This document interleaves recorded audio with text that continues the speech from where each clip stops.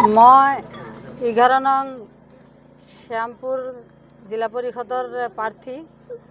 আমাৰ অগপ বিজেপি মিত্ৰজোঁটে মোক মনোনীত কৰিছে, সেয়ে মই প্ৰচাৰ কাৰ্য চলাই আছোঁ। আৰু আজি আমাৰ এই শিয়ালমাৰী গাঁৱত যোনটো প্ৰচাৰ কাৰ্যৰ মিটিং নিৰ্বাচনী সভা হ'ল, ইয়াত আমি 100% সঁহাৰি পাইছোঁ।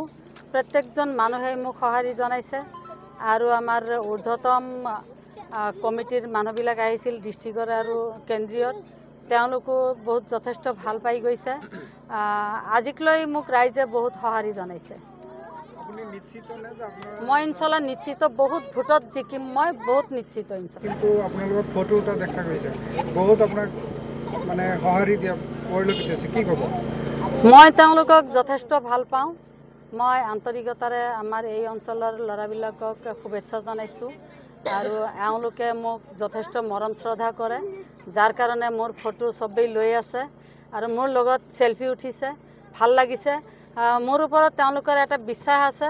মই যিহেতু এই পঞ্চায়ত কল্যাণ গাঁও পঞ্চায়তৰ প্ৰাক্তন কাউন্সিলৰ হয়, মই কাউন্সিলৰ থাকোঁতে এই অঞ্চলত যথেষ্ট কাম কৰিছোঁ, যাৰ কাৰণে মুৰব্বীসকলে ঘৰত গাই থাকে যে আমাৰ চুফিয়াই যি কাম কৰিছে যথেষ্ট ভাল কাম কৰিছে। সেয়ে তেওঁলোকৰ মুৰব্বী কোনোবাৰ বাপেক, কোনোবাৰ খুৰা, দেউতা, ককায়েক, এওঁলোকৰ মুখৰ পৰা শুনি আমাৰ এই যুৱক দলে তেওঁলোকে যথেষ্ট মোক মৰম শ্ৰদ্ধা কৰি আছে। আৰু মই এওঁলোককো আশ্বাস দিছোঁ যে তোমালোকে মোক জিলা পৰিষদত যথেষ্ট ভোটত জয়ী কৰাই তোমালোকে নিজে এজন জিলা পৰিষদ হোৱা। কৈছোঁ নে নাই তোমালোকক? মোৰ আগন্তুক পৰিকল্পনা এইটোৱেই আছে, মই ইনশাল্লাহ যদি বহুত ভোটত জিকিব পাৰিম আৰু NDA চৰকাৰ হয়, মিত্ৰজোঁটৰ চৰকাৰৰ পৰা আমাৰ যোনটো জিলা কমিটিৰ বিজেপিৰ মানুহবিলাক আছে, আমাৰ AGPৰ মানুহবিলাক আছে, তেওঁলোকে মোক যথেষ্ট সঁহাৰি জনাইছে। তেওঁলোকে মোক কৈছে তুমি ভাল ভোটত জিকি আহা, বহুত ভোটত জিকি আহা, তোমাৰ কামৰ কোনো অভাৱ নহয়, তোমাক যথেষ্ট আমি কাম দিম। সেয়ে আমি প্ৰচাৰ কাৰ্যত কৈছোঁ যে আপোনালোকে আমাক যথেষ্ট ভোট দিয়ক, আপোনালোকৰ অঞ্চলত যথেষ্ট কাম কৰিম। মই শেষত ৰাইজক অনুৰোধ জনাম যে এইটো আমাৰ নিৰ্বাচন সমাগত, বেছি দিন নাই। কোনোবাৰ লগত যদি মোৰ কথা হোৱা নাই, প্ৰত্যেকজন ৰাইজৰ লগত কথা কোৱা অসম্ভৱ হৈছে, সময় তাকৰ।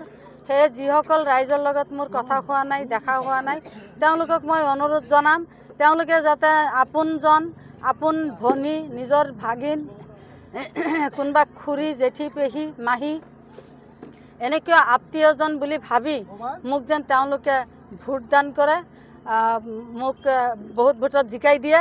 তাৰপিছত আমি ধৰক 11 তাৰিখৰ গণনাৰ পিছত মই তেওঁলোকৰ লগত ঘৰে ঘৰে যাম, দেখা কৰিম আৰু মই যি কথা দিওঁ কথা ৰাখোঁ, ইনশাল্লাহ ভৱিষ্যতলৈও মই কথা ৰাখিম।